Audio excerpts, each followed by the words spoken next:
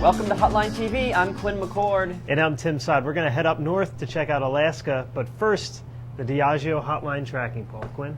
That's right. Obama is at 50% and John McCain is at 42%, which is unchanged since yesterday's polling.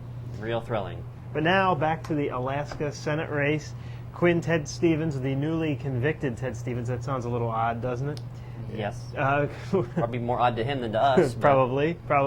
He is, with just 7 days to the election, is there any chance he can possibly pull this out? Probably not. I Yeah. mean, I think it'd be very surprising that if Mark Begich is not elected senator in 7 days. But, you know, anything's possible. There are some Hail Mary strategies that are probably better to keep the seat Republican than to keep Ted Stevens in. Probably, you know, the issue is that Ted Stevens has not shown any interest in sort of falling on his own sword for the good of the party. Yeah. If he did, what he could say is, listen, I'm going to fight this through the courts as long as I can, but I don't want to drag the Alaskan people through it. I will resign in November, December, but just please elect me knowing that so I can be replaced by a gubernatorial appointment, another Republican, because Democrats should get 60 seats, et cetera, et cetera, et cetera. Which is kind of what happened in 2006 in the Mark Foley seat.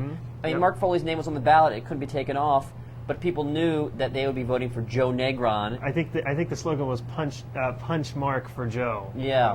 Which I thought was a clever tactic. And Foley on the ballot got 48% Yes, he did. to 50%. Yes, he I did. mean, he almost won. So it's not a terrible strategy, but I mean, Ted Stevens shows no interest in doing anything like that. If he wanted to do that, he would have done that before the trial started. Probably. I mean, maybe it's a bit more likely now, but he's still, you know, that's just one possibility. But probably he's going to fight this, and if he gets re-elected, he'll view that as vindication. So, but is this affecting any House races? There are Senate candidates. Obviously, they're bringing up their connections to Ted Stevens. Kay Hagan for Elizabeth Dole, Mitch McConnell, Bruce Lunsford. In the House, is anything going on?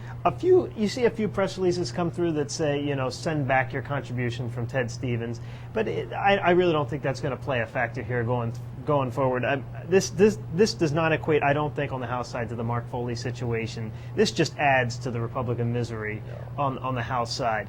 Does this help or hurt Don Young? well, what's funny is Ted Stevens, even though he was the one under indictment and the one on trial, his poll numbers had gone up.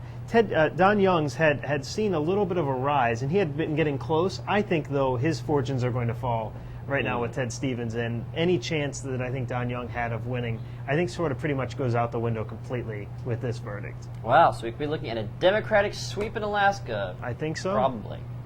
But thank you very much. That's all we have for today on Hotline TV. I'm Tim Sod. And I'm Quinn McCord. Come back again.